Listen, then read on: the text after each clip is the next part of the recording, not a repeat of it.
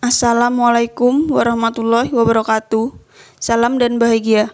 Saya Salsabila Eka Pancarini, NIM 2019 008200.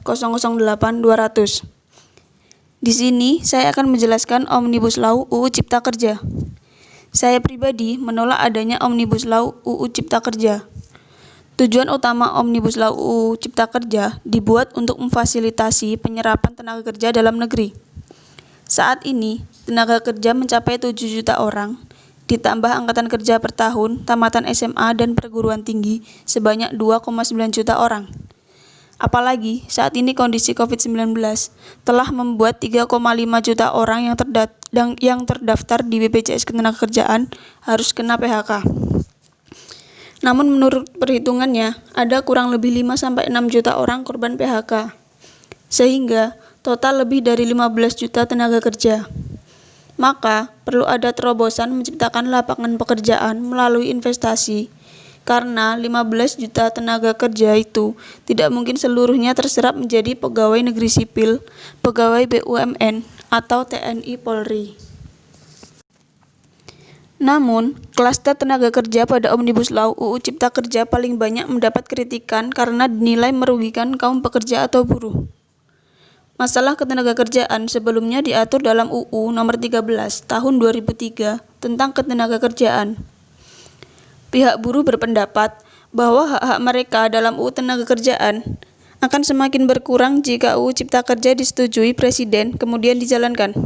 Sebaliknya, pemerintah menganggap munculnya ketidakpuasan hingga gelombang penolakan pada UU Cipta Kerja disebabkan oleh hoaks.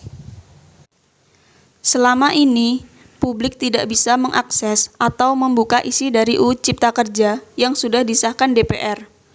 Kondisi ini menimbulkan banyak penafsiran masyarakat yang berbeda-beda atas draft RUU Cipta Kerja yang sudah beredar luas.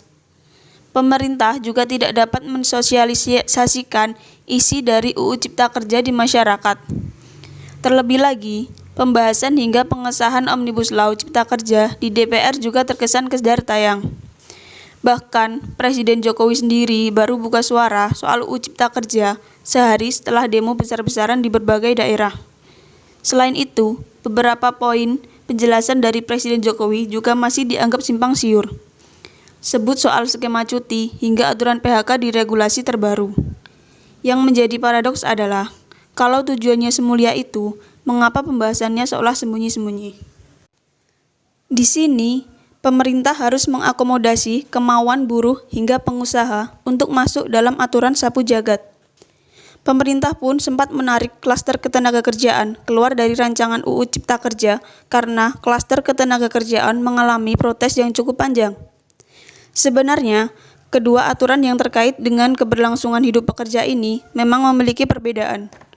Perbedaan itu mencangkup tentang hak, kewajiban, dan perlindungan pekerja. Ada beberapa poin yang menjadi perhatian masyarakat. Misalnya, yang pertama, menghapus upah minimum. Penghapusan ini dinilai membuat upah pekerja menjadi lebih rendah. Padahal, dalam UU Ketenagakerjaan Nomor 13 Tahun 2003 disebutkan bahwa tidak boleh ada pekerja yang mendapat upah di bawah minimum. Yang kedua, jam lembur lebih lama.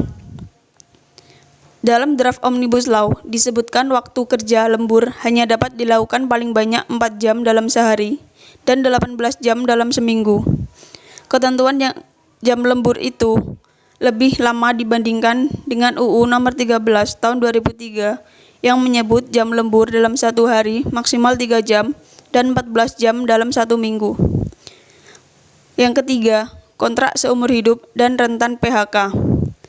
Dengan aturan ini, RUU Cipta Kerja dinilai merugikan pekerja karena ketimpangan relasi kuasa dalam pembuatan kesepakatan. Sebab, jangka waktu kontrak akan berada di tangan pengusaha dan membuat status kontrak pekerja menjadi lebih abadi. Bahkan, pengusaha dinilai bisa mem-PHK pekerja sewaktu-waktu.